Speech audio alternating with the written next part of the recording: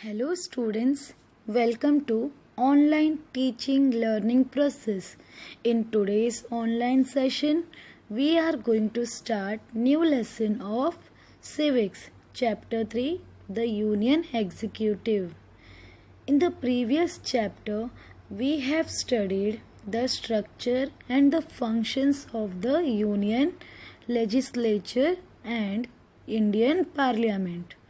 In this chapter, we will be studying about the union executive. Next is structure of the union government. What does union government mean? Union government means the central government. There are three components of the union government. They are first the union legislature, second the union executive, and the third one the union judiciary. These three organs work for the welfare of the people. So let's see union executive. India's union executive includes the president, the prime minister, and the council of ministers. So students, let's begin with the president. The president is the supreme head of the union. All the executive powers are vested in the hands of the president. The entire administration is carried out in the name of the president. But in reality, the Prime Minister and the Council of Ministers run the government. Therefore, it is said that the President is the nominal and the constitutional head, whereas the Prime Minister is the executive head of the company. Now, you must be wondering, what type of relationship exists between the president holding this post? Correct. The Prime Minister meets the president regularly to inform the president about the conduct of administration. Through this, the president is made aware about the administration of the country and about new laws or policies. Even if the president is not aware of such information, he has the right to seek it. Students, next we will see election of the president. The president is not directly elected by the people. Rather, he is elected by the members of the Lok Sabha, the Rajya Sabha, and the state legislative assemblies. The group of these three is called as the Electoral College. The candidate contesting for the election to the office of the president should be a citizen of India, and he should have completed 35 years of age. Once elected, he or she remains in the office for a term of 5 years. After the election, president has to take an oath while accepting the post. According to the oath, the president bears the responsibility of protecting of constitution and ensuring that the government runs as per the constitution.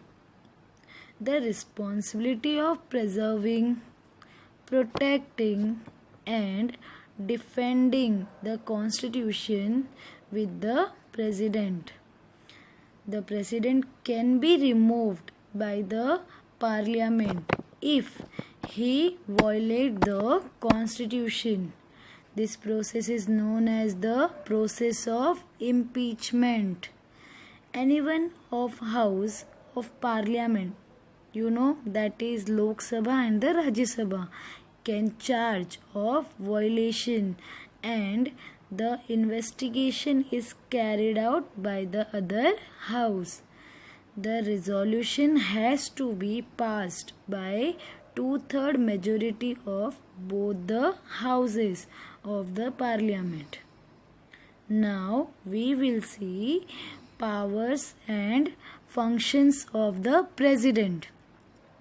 The constitution has entrusted several powers and functions to the presidents, such as the president summons the meetings and adjourns the session of the parliament, sends messages to both the houses, dissolves the parliament after the tenure is over or even before the tenure gets over. Bill passed by the Lok Sabha and the Rajya Sabha must be signed by the President. Without his signature, the bill cannot become a law. President appoints the Prime Minister and other ministers on the recommendation of Prime Minister. The President appoints the judges of the Supreme Court, the High Courts. The President also appoints the Governor of States, Chief Election Commissioner, and other important officers. The President is the Commander-in-Chief of the Armed Force. Decisions regarding war and peace are made by the President. The President has also some judicial powers. For instance, the President has the power to reduce the punishment, grant a respite or commute a sentence of a person, or in special circumstances grant pardon or reprieves on humanity grounds. President has the power to declare emergency in case of crisis situation arising in the country. There are 3 kinds of emergencies mentioned in the Constitution. So they are as follow: national emergency, state emergency, financial emergency. In the absence of the President, these his functions are carried out by the Vice President. The Vice President is elected by members of the both houses. So students, next we will see Prime Minister and the Council of Ministers. The President is the constitutional head. However, in reality, his powers are nominal, and the Prime Minister, along with his Council of Ministers, is responsible for the administration. We will now see the role and the functions of the Prime Minister. The party which attains a majority in elections nominates their leader as the Prime Minister. The Council of Ministers is then formed of trustworthy colleagues from within the party. The Prime Minister and the Council of Ministers must be members of the Parliament. In case they are not members, they are required to get elected to the Parliament within 6 months of their appointment. The government in reality is run by the Prime Minister and the Council of Ministers. This means that the real executive powers are vested in the Prime Minister and the Council of Ministers. So students, next we will see functions of the ministers. The foremost task of the Prime Minister is to form his Council of Ministers. While doing this, the Prime Minister gives priority to trustworthy colleagues while considering their administrative experience, governance skills, and efficiency and technical expertise. After deciding upon the members of the Council of Ministers, the Prime Minister allocates portfolio to them. The Prime Minister leads the Council of Ministers. The Prime Minister chairs all the meetings of the Councils of Ministers.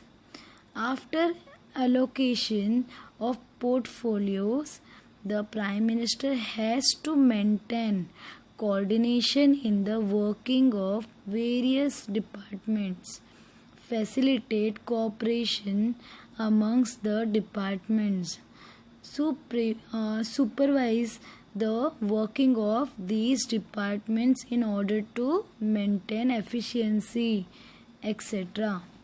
The Prime Minister also has various other responsibilities, such as to raise the image of the country in the international arena and work towards achieving a favorable opinion globally, to develop trust among people, and to provide strong support to people who are victims of any disaster, etc. Next is functions of Council of Ministers. In a parliamentary form of government, the Council of Ministers take initiative in the process of law making. The scheme, policy plans, etc. are drafted and discussed and then introduced in the House. The Council of Ministers discuss important questions before making a decision. Education, agriculture, industry, health, foreign relations, among others, are subjects upon which the Council of Ministers has to decide specific policies or direction of work. The Parliament needs to be taken into confidence about the policy decision taken by the government. Therefore, the ministers of respective department lay their policy plans in the House to bring about a discussion on it. Implementation of policy is the foremost responsibility of the Council of Ministers. So students, once the Parliament approves the law, the Council of Ministers implements them. Do you know, students, have you heard about Jumbo Ministry? Yes, this refers to huge Council of Ministers.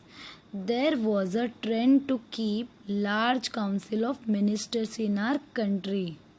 Later, a constitutional amendment was made to limit the size of the Council of Ministers. As per this amendment, the number of ministers in the council should not be more than 15% of the total number of members in the Lok Sabha. So students, our next point is, how does the Parliament keep a check over the executive?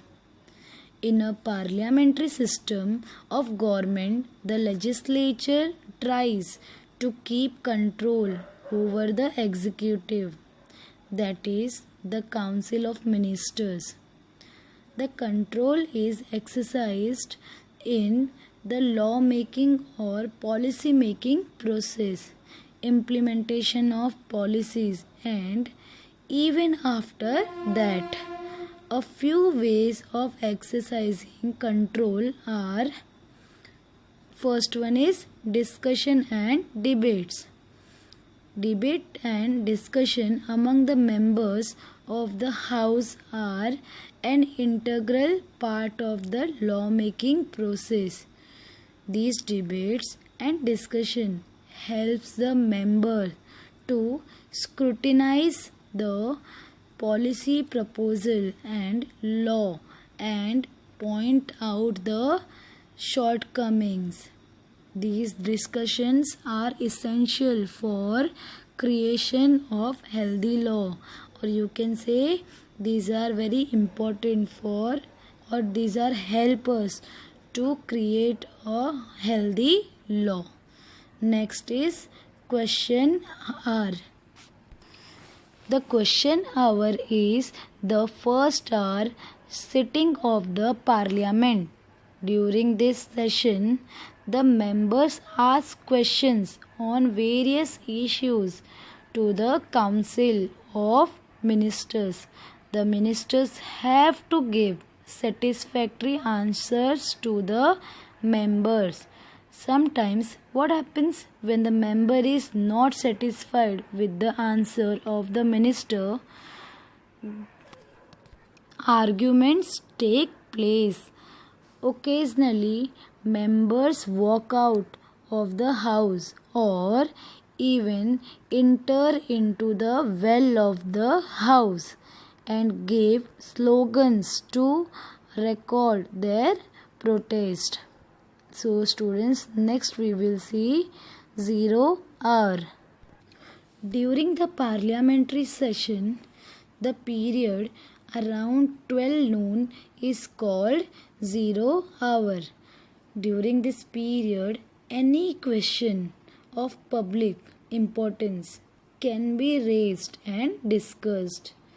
So now the next one is no confidence motion. Students, the government stays in power till it enjoys the support of the majority in the Lok Sabha.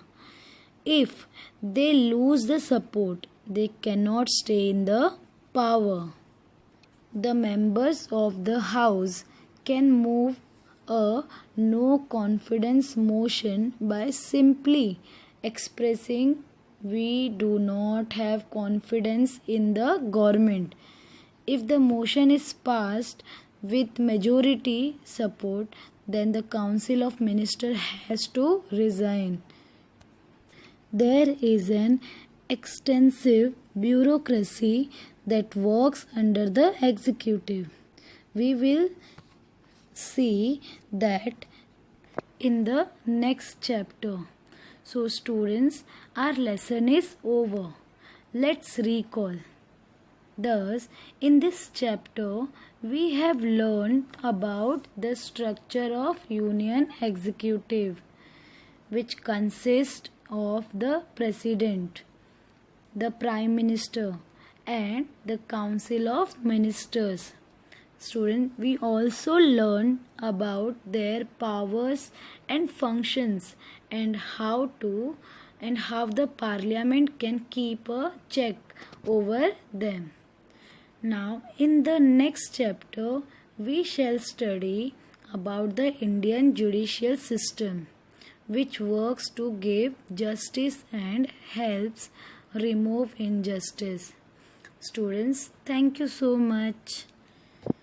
Children, watch the video carefully and write your doubts, and which we will discuss in the doubt clearing session. So thank you so much, students.